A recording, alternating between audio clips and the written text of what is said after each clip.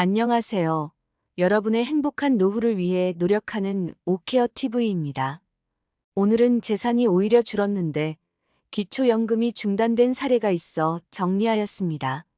당사자는 한 번의 잘못된 선택으로 연금 중단되어 지금도 잠을 이루지도 못하고 답답해하는 상황입니다. 지금부터 왜 이런 일이 발생했는지 자세히 설명해 드리겠습니다. 영상을 시청 전 구독 및 좋아요 부탁드립니다. 여러분의 성원은 영상 제작에 원동력이 됩니다. 홍길동 부부는 실거주하고 있던 공시지가 5억 원 정도 경기도 아파트를 팔고 역세권 광역시 아파트에서 전세 3억 8천만 원에 이사를 하여 살게 되었습니다. 그런데 10월부터 받고 있던 기초연금이 갑자기 중단되었어요. 자가 아파트에 살 때는 신랑이 기초연금을 매달 20만 원 받고 있었습니다. 그래서 구청에 문의하니 중단 사유가 재산 변동이 생겨서라는 답변을 받았습니다. 다른 재산 변동도 없는데 어떻게 이런 일이 가능한 것일까 의아해 하실 겁니다. 먼저 오늘 의뢰인 부부의 상황을 정리하면 경기도에 사는 부부 가구입니다. 남편만 기초연금 20만 원을 받았고 아내는 아직 만 65세 전이라서 기초연금을 신청 대상이 아닙니다. 소득은 국민연금 남편 90만 원, 아내는 35만 원을 받고 있었습니다. 보유 재산은 시가 5억 원, 아파트에 살다 개인 사정으로 아파트를 팔고 3억 8천만 원 전세로 옮기셨습니다. 그런데 10월부터 재산의 변동 즉 재산이 늘었다는 이유로 남편의 기초연금 월 21만 원이 중단된 상태입니다. 자가와 전세일 때의 소득 인정액을 비교하기 전 먼저 2022년 9월까지 남편은 기초연금을 32만 원이 아닌 20만 원을 받은 이유는 남편의 국민연금 월급여액이 국민연금 연계 감액 기준 금액인 49만 원을 초과한 90만 원이기 때문입니다. 기초연금이 12만 원 정도 감액된 것으로 판단됩니다. 그럼 부부의 재산 변동액을 확인하기 위해 먼저 시가 5억 원 아파트를 소유했을 때의 소득 인정액을 구해보겠습니다. 소유하고 계셨던 아파트의 시가표준액이 시가 5억 원의 50%인 2억 5천만 원이라고 가정하고 시가표준액 2억 5천만 원에서 지역별 기본공제 대도시 기준 1억 3,500만 원을 공제합니다.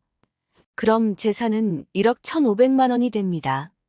여기에 소득 환산율 4%를 곱하면 460만 원이고 이것을 다시 12개월로 나눠주면 38만 3천 원입니다. 시가 5억 원 아파트에 대한 소득 인정액은 38만 3천 원입니다. 그럼 이번엔 전세보증금 3억 8천만 원에 대한 소득 인정액을 구해보겠습니다. 기초연금 계산 시 전세보증금은 5%의 기본 공제밖에 없습니다. 따라서 전세보증금 3억 8천만 원의 기본공제 5%를 적용하면 3억 6,100만 원이고 여기서 지역별 기본공제 대도시 기준 1억 3,500만 원을 공제하면 2억 2,600만 원입니다. 여기에 소득 환산율 4%를 곱하면 904만 원 이것을 다시 12개월로 나누면 75만 3천 원이 됩니다. 다시 말해 전세보증금 3억 8천만 원에 대한 소득 인정액은 75만 3천 원입니다. 그럼 이제 집이 있을 때와 전세로 옮겼을 때의 소득 인정액을 비교해보면 5억 원 아파트를 소유했을 때는 38만 3천 원과 3억 8천만 원 전세로 옮겼을 때는 75만 3천 원입니다. 차액은 37만 원이 되는데요. 집을 팔고 전세를 옮겼다는 이유만으로 소득 인정액이 37만 원 상승한 것이고 이런 재산의 변동으로 인한 기초연금 중단이라는 안타까운 결과가 나온 것입니다. 보통 기초연금을 받기 위해 아니면 다른 이유에서 집을 팔고 전세로 옮기시는 경우가 종종 있는데요. 보통은 고정자산은 공제를 많이 해주고 현금성에 가까운 유동자산은 상대적으로 공제가 적어서 발생하는 현상입니다.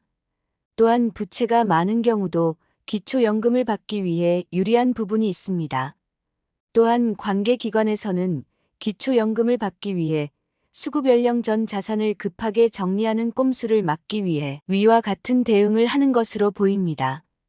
오늘 설명드린 것처럼 소유하고 계신 부동산은 공지지가, 즉 시가표준액을 기준으로 소득 인정액에 반영되므로 40에서 50%의 기본공제 효과가 있는 반면 임대보증금엔 단 5%의 기본공제밖에 없으므로 상대적으로 굉장히 불리할 수밖에 없습니다. 더구나 임대보증금에 대한 5%의 기본공제도 주택임대보증금에만 해당되고 점포 등의 임대보증금에는 해당되지 않는다는 것입니다. 집을 살 때 받는 담보대출은 100% 부채로 인정해서 공제해주고 임대소득도 42.6% 필요경비를 공제해주면서 집 없는 어르신들의 임대보증금에 대한 기본공제가 5%라는 것은 정말 문제가 있다고 생각됩니다. 따라서 기초연금 신청을 앞둔 어르신들께서 재산을 줄이기 위해 집을 팔고 전세를 옮기시는 결정은 주의하여야 합니다. 또한 집을 팔기보다 주택연금 가입도 생각해 볼 수 있습니다. 현재 살고 있는 집에 계속 살 수도 있고 집값은 시가표준액으로 계산되니 기초연금 계산 시 40에서 50%의 기본공제 효과도 받을 수 있습니다.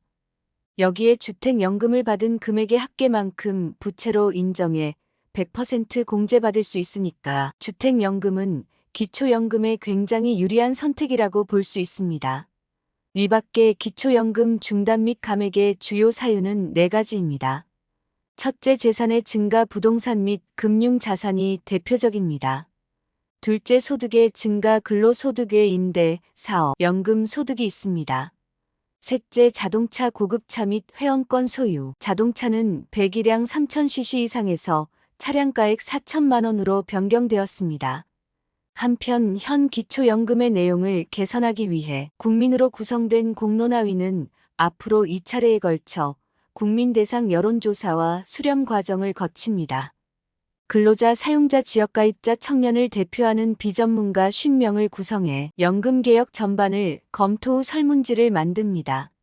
다음 일반 국민 1만 명을 대상으로 설문을 통해 전화 여론조사를 실시한 후 인구 비례에 맞춰 500명을 선정하고 설문을 실시합니다.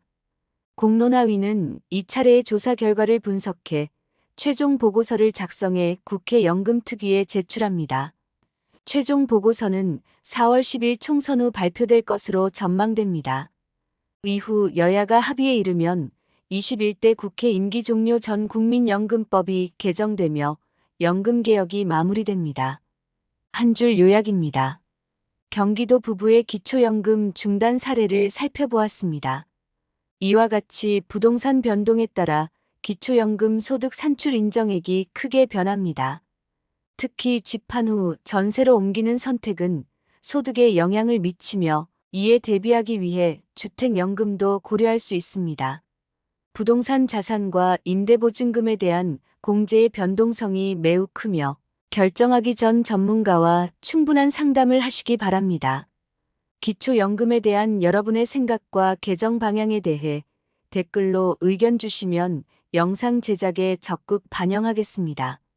내용이 도움되셨다면 구독 및 좋아요 부탁드립니다. 다음에도 좋은 영상으로 찾아뵙겠습니다. 감사합니다.